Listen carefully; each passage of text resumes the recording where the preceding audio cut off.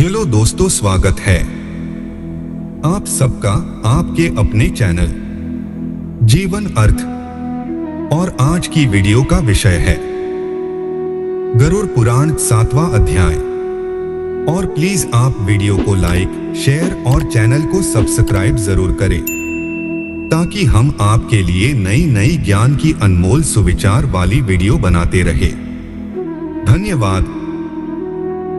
गरुड़ पुराण 7वां अध्याय। इस अध्याय में पुत्र की महिमा, दूसरे के द्वारा दिए गए पिंडदान आदि से प्रेतत्व से मुक्ति की बात कही गई है। इस संदर्भ में राजा बभ्रुवाहन तथा एक प्रेत की कथा का वर्णन है। सूत जी ने कहा, सा सुनकर पीपल के पत्ते की भांति कांपते हुए गरुड़ जी ने प्राणियों के उपकार के लिए पुनः भगवान विष्णु से पूछा। गरुड़ जी ने कहा, हे स्वामिन, किस उपाय से मनुष्य प्रमादवश अथवा जानकर पाप कर्मों को करके भी यम की यातना को न प्राप्त हो, उसे कहिए। संसार रूपी सागर में डूबे हुए, दीन चित्त वाले, पाप से नष्ट बुद्धि वाले तथा विषयों के कारण दूषित आत्मा वाले मनुष्यों के उद्धार के लिए हे माधव, पुराणों में सुनिश्चित किए गए उपाय को बताइए जिससे मनुष्य सद्गति प्राप्त कर सके। श्री भगवान बोले, हे ताक्ष, मनुष्यों के हित की कामना से तुमने अच्छी बात पूछी है। सावधान होकर सुनो, मैं तुम्हें सब कुछ बताता हूँ। हे खगेश्वर, मैंने इसके पहले पुत्ररहित और पापी मनुष्यों की यातना का वर्णन किया है। पुत्रवान तथा धार्मिक मनुष्यों की पूर्वोक्त दुर्गति कभी नहीं होती। यदि अपने पूर्वार्जित कर्मों के कारण पुत्रोत्पत्ति में विघ्न हो तो किसी उपाय से पुत्र की उत्पत्ति संपन्न करें। हरिवंश पुराण की कथा सुनकर विधान पूर्वक शतचंडी यज्ञ करके तथा भक्ति पूर्वक शिव की आराधना करके विद्वान को पुत्र उत्पन्न करना चाहिए। यत पुत्र पितरों की पुम नामक नरक से रक्षा करता है, अत स्वयं भगवान ब्रह्मा ने ही उसे पुत्र नाम से कहा है। एक धर्मात्मा पुत्र संपूर्ण कुल को तार देता है। पुत्र के द्वारा व्यक्ति लोगों को जीत लेता है, सी सनातनी श्रुति है। जीवन अर्थ। इस प्रकार वेदों ने भी पुत्र के उत्तम महात्म्य को कहा है। इसलिए पुत्र का मुख देख करके मनुष्य पितृऋण से मुक्त हो जाता है। पौत्र का स्पर्श करके मनुष्य तीनों ऋणों देव, ऋषि, पितृ से मुक्त हो जाता है। इस प्रकार पुत्र पौत्र तथा प्रपौत्रों से यमलोक का अतिक्रमण करके स्वर्ग आदि को प्राप्त करता है। ब्राह्म विवाह की विधि से ब्याही गई पत्नी से उत्पन्न औरस पुत्र ऊर्ध्वक्ति प्राप्त कराता है और संग्रहित पुत्र अधोक्ति की ओर ले जाता है। हे खगश्रेष्ठ, सा जान करके व्यक्ति हीन जाति की स्त्री से उत्पन्न पुत्रों को त्याग दे। हे खग, सवर्ण पुरुषों से सवर्णा स्त्रियों में जो पुत्र उत्पन्न होते हैं वे औरस पुत्र कहे जाते हैं और वे ही श्राद्ध प्रदान करके पितरों को स्वर्ग प्राप्त कराने के कारण होते हैं। औरस पुत्र के द्वारा किए गए श्राद्ध से पिता को स्वर्ग प्राप्त होता है, इस विषय में क्या कहना। दूसरे के द्वारा दिए गए श्राद्ध से भी प्रेत स्वर्ग को चला जाता है, इस विषय में सुनो। यहाँ मैं एक प्राचीन इतिहास कहूंगा जो और्ध्वदैहिक दान के श्रेष्ठ महात्म्य को सूचित करता है। हे ताक्ष, पूर्व काल में त्रेता युग में महोदय नाम के रमणीय नगर में महाबलशाली और धर्मपरायण बभ्रुवाहन नामक एक राजा रहता था। वह यज्ञानुष्ठान परायण, दानियों में श्रेष्ठ, लक्ष्मी से संपन्न, ब्राह्मण भक्त तथा साधु पुरुषों के प्रति अनुराग रखने वाला, शील तथा आचार आदि गुणों से युक्त, स्वजनों के प्रति अपंत्व और इतरजनों के प्रति दया के भाव से संपन्न था। क्षात्र धर्म प्रायण वह राजा औरस पुत्र की भांति धर्म पूर्वक अपनी प्रजा का पालन करता था और दंड देने योग्य अपराधियों को दंड देता था। वह महाबाहु किसी समय सेना के साथ मृग्या के लिए नाना वृक्षों से युक्त एक घनघोर वन में प्रविष्ट हुआ। वह वन नाना मृगगणों से व्याप्त और अनेक पक्षियों से भरा हुआ था। उस समय राजा ने वन के मध्य में दूर से एक मृग को देखा। राजा के द्वारा सुदृढ़ बाण से विद्ध वह मृग बाण सहित जंगल में अदृश्य हो गया। रुधिर से गीली हुई घास पर अंकित चिन्ह से राजा ने उसका पीछा किया। तब मृग के प्रसंग से वह राजा दूसरे वन में जा पहुंचा। भूख प्यास से सूखे हुए कंठ वाला तथा परिश्रम के संताप से पीड़ित उस राजा ने एक जलाशय के समीप पहुंचकर घोड़े के साथ उसमें स्नान किया तथा कमल की गंधादि से सुगंधित शीतल जल का पान किया। इसके बाद उस जलाशय से बाहर निकलकर श्रमरहित राजा बभ्रुवाहन ने वृक्ष रूपी जीवन अर्थ विशाल शाखाओं के कारण फैले हुए मनोहर और शीतल छाया वाले तथा पक्षी समूहों से पूजित एक वट वृक्ष देखा। वह वृक्ष संपूर्ण वन की महती पताका की भांति स्थित था। उसकी जड़ के पास जाकर राजा बैठ गया। उसके बाद राजा ने भूख और प्यास से व्याकुल इंद्रियों वाले ऊपर की ओर उठे हुए बालों वाले अत्यंत मलिन कुबड़े और मांस रहित एक भयावह प्रेत को देखा। उस विकृत आकृति वाले भयावह प्रेत को देखकर बभ्रुवाहन विस्मित हो गया। प्रेत भी घने जंगलों में आए हुए राजा को देखकर चकित हो गया और समुत्सुक मन वाला होकर वह प्रेतराज उसके पास आया। हे ताक्ष्य!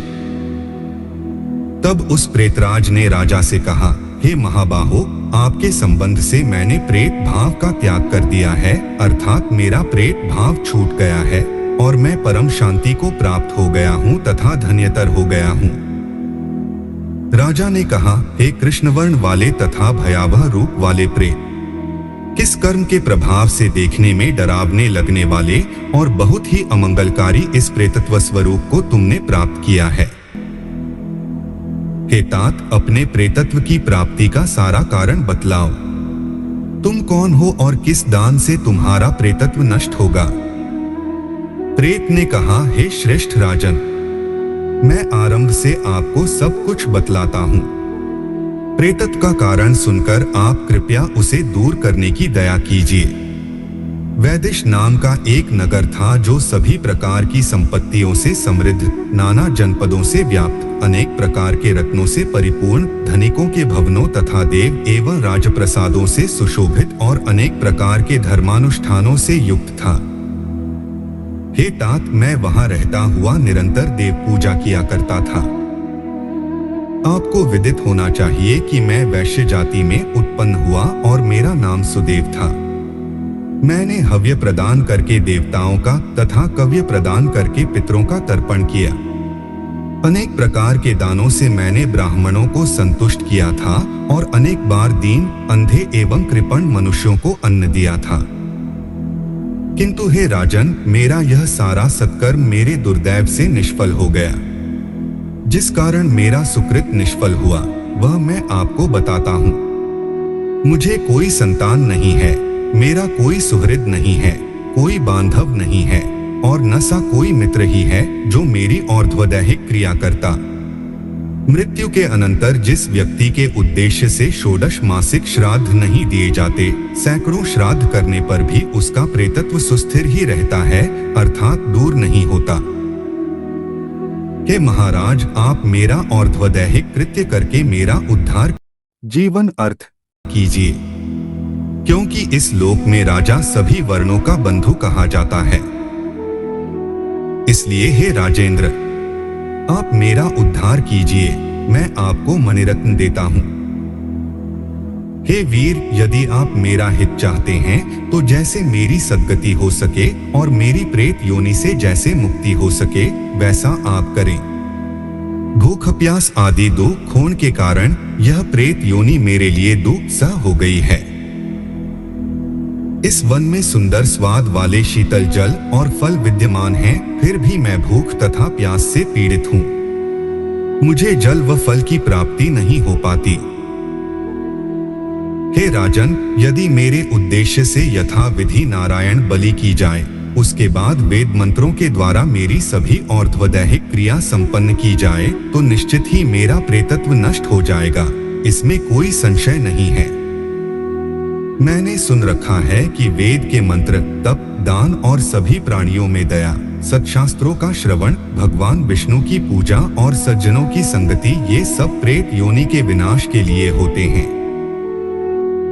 इसलिए मैं आपसे प्रेतत्व को नष्ट करने वाली विष्णु पूजा को कहूंगा।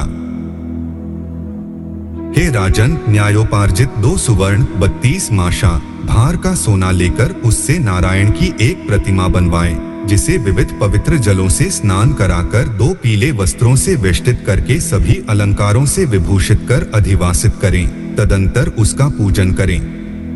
उस प्रतिमा के पूर्व भाग में श्रीधर, दक्षिण में मधुसूदन, पश्चिम में वामन और उत्तर में गदाधर, मध्य में पितामह ब्रह्मा तथा महादेव शिव की स्थापना करके गंध पुष्पादि द्रव्यों के द्वारा विधि विधान से पृथक पृथक पूजन करें। उसके बाद प्रदक्षिणा करके अग्नि में हवन करके देवताओं को तृप्त करके घृत, दधि तथा दूध से विश्व देवों को तृप्त करें। तदंतर सामूहिक चित्त वाला यजमान स्नान करके नारायण के आगे विनीतात्मा होकर विधि पूर्वक मन में संकल्पित और दैहिक क्रिया का आरंभ करें। इसके बाद क्रोध तथा लोभ से रहित होकर शास्त्र विधि से सभी श्राद्धों को करें तथा वृषोत्सर्ग करें। तदंतर ब्राह्मणों को 13 पद दान करे, फिर शयादान देकर प्रेत के लिए घट का दान करे। राजा ने हे प्रेत कहा, किस विधान से प्रेत घट का निर्माण करना चाहिए और किस विधान से उसका दान करना चाहिए? सभी प्राणियों के ऊपर अनुकंपा करने के हेतु से प्रेतों को मुक्ति दिलाने वाले प्रेत घट दान के विषय में बताइए। प्रेत ने कहा, हे महाराज, आपने ठीक पूछा है। जिस सुदृढ़ दान से प्रेतत्व नहीं होता है उसे मैं कहता हूँ, आप ध्यान से सुने। प्रेत घट का दान सभी प्रकार के अमंगलों का विनाश करने वाला, सभी लोकों में दुर्लभ और दुर्गति को नष्ट करने जीवन अर्थ वाला है। ब्रह्मा, शिव तथा विष्णु सहित लोकपालों युक्त तपाए हुए सोने का एक घट बनाकर उसे दूध, घी आदि से पूरा भरकर भक्ति पूर्वक प्रणाम करके ब्राह्मण को दान करें। इसके अतिरिक्त तुम्हें अन्य सैकड़ों दानों को देने की क्या आवश्यकता? हे राजन, उस घट के मध्य में ब्रह्मा, विष्णु तथा कल्याण करने वाले अविनाशी शंकर की स्थापना करें एवं घट के कंठ में पूर्व आदि दिशाओं में क्रमश लोकपालों का आवाहन करके उनकी धूप, पुष्प, चंदन आदि से विधिवत पूजा करके दूध और घी के साथ उस हिरण्यमय घट का ब्राह्मण को दान करना चाहिए। हे राजन, प्रेतत्व की निवृत्ति के लिए सभी दानों में श्रेष्ठ और महापातकों का नाश करने वाले इस दान को श्रद्धा पूर्वक करना चाहिए। श्री भगवान ने कहा, हे कश्यप पुत्र गरुड़, प्रेत के साथ इस प्रकार बातचीत हो ही रही थी कि उसी समय हाथी, घोड़े आदि से व्याप्त राजा की सेना पीछे से वहां आ गई। सेना के आने के बाद राजा को महामणि देकर उन्हें प्रणाम करके पुनः अपने उद्धार के लिए और दैहिक क्रिया करने की प्रार्थना करके वह प्रेत अदृश्य हो गया। हे पक्षिन, उस वन से निकलकर राजा भी अपने नगर को चला गया और अपने नगर में पहुंचकर प्रेत के द्वारा बताए हुए वचनों के अनुसार उसने विधि विधान से और दैहिक क्रिया का अनुष्ठान किया। उसके पुण्य प्रदान से मुक्त होकर प्रेत स्वर्ग को चला गया। जब दूसरे के द्वारा दिए हुए श्राद्ध से प्रेत की सद्गति हो गई तो फिर पुत्र के द्वारा प्रदत्त श्राद्ध से पिता की सद्गति हो जाए, इसमें क्या आश्चर्य? इस पुण्यप्रद इतिहास को जो सुनता है और जो सुनाता है वे दोनों पापाचारों से युक्त होने पर भी प्रेतत्व को प्राप्त नहीं होते। इस प्रकार गरुड़ पुराण के अंतर्गत सारोद्धार बभ्रुवाहन प्रेत संस्कार नामक 7वां अध्याय पूरा हुआ। दोस्तों, वीडियो को लाइक, शेयर और चैनल को सब्सक्राइब जरूर करें। मिलते हैं जीवन अर्थ की नई वीडियो के साथ। धन्यवाद। जीवन अर्थ आपको विश्व स्तर से संग्रहित ज्ञान की अनमोल सुविचार जानकारी हिंदी में प्रदान करता है। इन सुविचारों से हम इंसान में सोचने के नजरिए और जीवन जीने के ढंग में सुधार लाने का प्रयास कर रहे हैं। महत्वपूर्ण, हमारे वीडियो उपयोगी जानकारी प्रदान कराते हैं। ये सलाह का विकल्प नहीं है। किसी भी परिस्थिति में निर्णय लेते समय हमेशा कृपया अपने विवेक से काम लेना चाहिए। धन्यवाद।